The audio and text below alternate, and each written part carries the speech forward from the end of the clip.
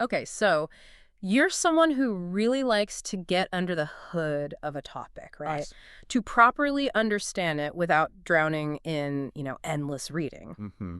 And you've pulled together this really interesting collection of stuff all about the Godot game engine. So that's what we're diving into today. Yep, felt good. Our mission, basically, is to pull out the key bits from everything you sent over what's great about Godot, maybe where it falls short, how you'd actually learn it, and even what the job situation looks like. All without making your head spin. Exactly. And it's a great mix of sources you've got. We've got Reddit threads, real user talk, official updates from the Godot blog, articles comparing scripting, resource lists, the actual docs, Official stuff, yeah. a game showcase, that YouTube video on bestsellers, and even a forum thread talking honestly about jobs. So yeah, lots of angles. Perfect. So by the end of this, you should have a really solid, rounded view of Godot, all based on this material. Okay, let's kick things off. Fundamentally, what is Godot? Right. So at its core, Godot's an open source game engine. It does both 2D and 3D. Okay. Versatile. Yeah, very.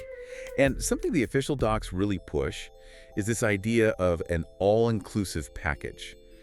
The thinking is to give you pretty much everything you need out of the box. Ah, so you don't have to immediately hunt for plugins and stuff? Pretty much. It's designed to integrate tools smoothly, streamline things right from the start. That sounds useful. Who's it really aimed at then? Beginners? Pros? Well, the sources suggest it's kind of both. Flat Sentinel article points out it's good for total beginners, but it's also appealing to experienced devs who want maybe a faster or more organized way to work. Plus, it's lightweight. We'll get to that, which helps its appeal. Okay, adaptable. Yeah. Let's dig into why someone would pick Godot. What were the big advantages shining through in the sources? Okay, several things kept popping up. First one, maybe the most obvious, is it's super lightweight and portable. Wait, how? Like, runs well even on old hardware. People on Reddit were saying it runs great on their potato PCs. And apparently performs better on Linux sometimes than, say, Unity or Unreal. Plus, the whole engine is just one small executable file you can carry around. No big install. Wow, okay. That's a big difference. Easy access. What else? The community. That came up a lot. One Redditor claimed it has the most active community in Reddit in relative terms. Relative terms. What does that mean exactly? I think they mean for its size, the engagement level is really high, which is, important. Wait, that's important. Well, an active community means more plugins, more tutorials, faster help if you get stuck. It's apparently the third most used engine now, and growing fast. Right, a healthy ecosystem. Exactly. And because it's open source, that engagement often feeds back into the engine itself. Community fixes, new ideas. It's a good cycle. Yeah, that community support can be make or break sometimes. What about actually making the game, the coding part? Scripting's another plus. It has its own language, GDScript. One user called it very handy and feature complete. GDScript, is that like Python? Yeah, it's heavily inspired by Python, meant to be easy to pick up, but crucially, you're not locked into it. You can use other editors if you prefer. Any ideas? Good to have options. And then there's the big one, the price tag, or lack of one. Exactly. Free and open source. That was mentioned constantly. No fees, no royalties, ever. Which is a huge contrast to the big commercial engines. A massive contrast. Reddit threads really emphasize the peace of mind that gives you. No worrying about license changes or costs suddenly appearing if your game does well. Yeah, that Unity pricing stuff caused a stir, didn't it? It did. And with Godot being open source, the community can actually contribute fixes, not just report bugs.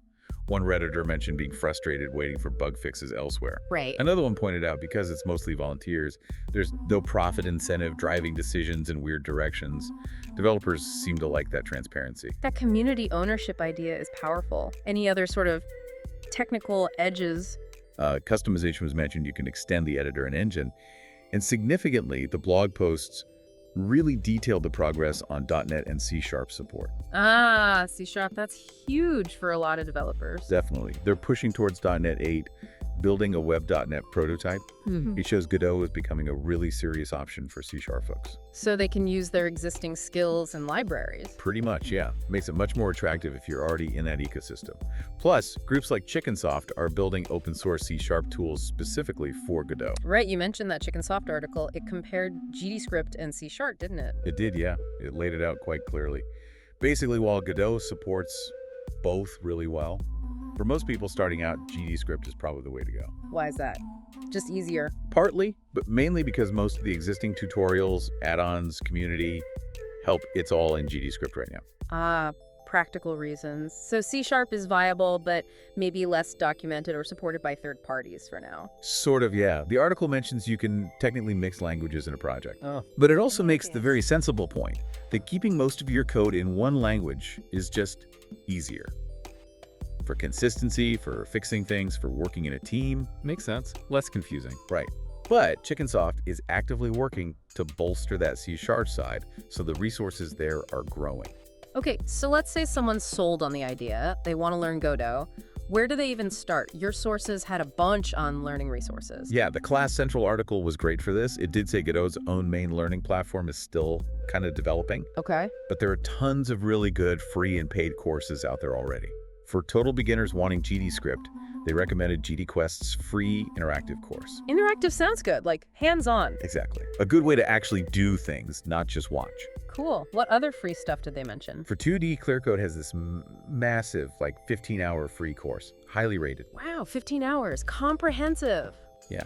Or if you want something shorter for 2D, Tutemic has a 4 or 5 hour free one for absolute beginners. And they also do a free 3D course, but that assumes, a bit of programming already. So free options for different levels. What if you prefer a paid, structured course? GameDev.tv came up. They have a well-known paid course on 3D, project-based, good for beginners. And for 2D, Firebelly Games and GDQuest, again, offer paid walkthroughs that go pretty deep. Lots of choices then. Definitely.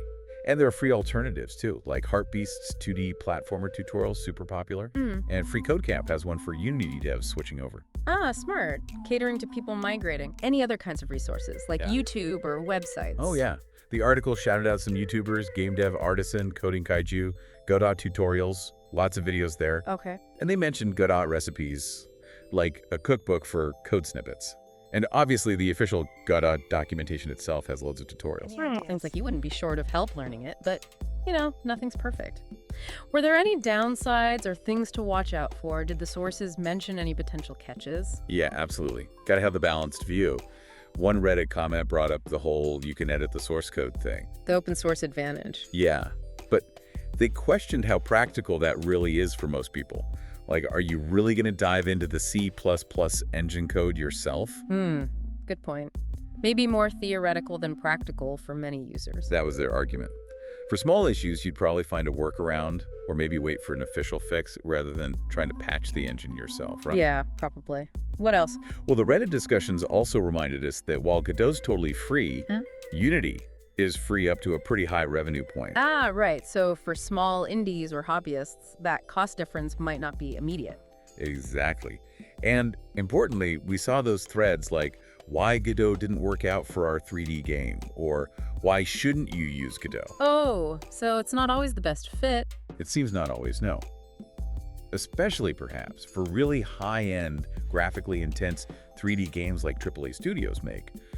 The tooling and ecosystem around Unreal, for instance, might just be more mature for that specific niche right now. Okay, so it's important to know its strengths and maybe current limitations. Fair enough. But the big question, can you actually make successful, selling games with it? What did the examples show? Yeah, good question. The official Made with Godot showcase is cool. You can browse games made with it.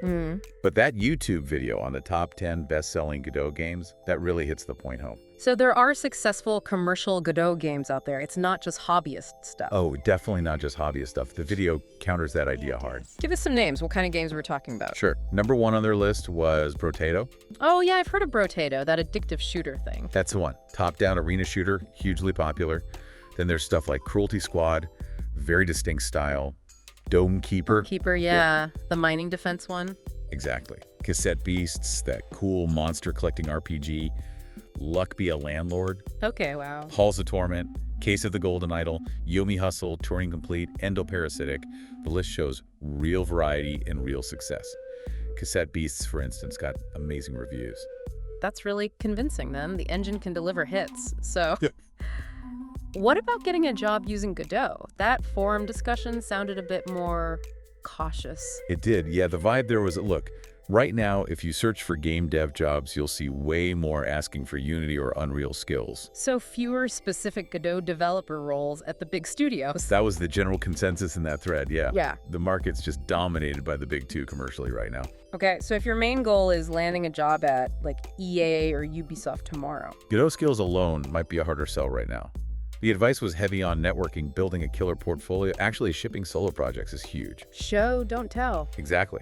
And understanding different studio roles helps too. And, they didn't shy away from the usual warnings about the games industry. Long hours crunch. Yeah, long hours, maybe lower pay than other tech jobs, job security concerns. The usual industry realities were brought up. Crucial context. Was there any, alternative advice? A different path? Yeah, an interesting one. Somebody suggested maybe Plan A isn't aiming straight for a game dev job. Oh, what's Plan A then? Get a stable job in CS or something related first. Then do game dev, maybe with Godot, as your passion project on the side. Ah, the pragmatic approach? Security first, passion second? Kind of. It takes the pressure off, right? They also warned about indie success being really hard, like a singer becoming a rock god, one person put it. Possible, but don't bank on it. Manage expectations. Got it. Any other tips for breaking in with Godot specifically? Teaming up was mentioned. Making games with others on Godot projects is great experience. Build your portfolio together. Makes sense. Collaboration skills. Right. And someone suggested looking at QA jobs in studios as a foot in the door. Get industry experience while you build your Godot portfolio on your own time. Okay, so it sounds like a Godot career path right now might need a bit more strategy, maybe some patience, strong portfolio building. Yeah, a mix of skill, networking, and realistic expectations seems key, based on that discussion. Okay, let's swing back to the engine itself one last time. The sources mention its core design philosophy. What are the guiding principles behind Godot? The docs lay it out. Big emphasis on object-oriented design, using composition building complex things from smaller, reusable bits they call nodes. Nodes, right. Modular. Yeah, keeps things manageable. And it's very community-driven, obviously, being open source. User feedback really shapes it. And get the Godot editor itself, it's made with Godot. Whoa, really? Eating their own dog food, basically. Exactly. Pretty cool demo of its own power. Any other core ideas? Yeah, they deliberately keep the core engine fairly lean. The idea is a solid base you extend with scripts, add-ons, the flexible architecture. Rather than trying to bundle absolutely everything in. Right. And they also keep the 2D and 3D sides somewhat separate architecturally, which helps optimize each one. Interesting. Okay, we have covered a lot of ground here. From the basics, the pros, cons, learning, jobs, philosophy, based on everything, what are the main takeaways for our listener? I think the big picture is Godot is a really strong, growing alternative. It's lightweight, it's free in the truest sense, the community's amazing. That makes it super appealing. Especially for indies or learners. Yeah, but increasingly for others too, especially with C# improving. We're seeing successful games made with it. Sure, the job market specifically for Godot might be smaller today compared to Unity and Unreal, but the engine's evolving fast, the community's passionate, it feels like it has a lot of momentum. So for you listening, wanting that deep but quick understanding, hopefully, this gives you that solid base on Godot.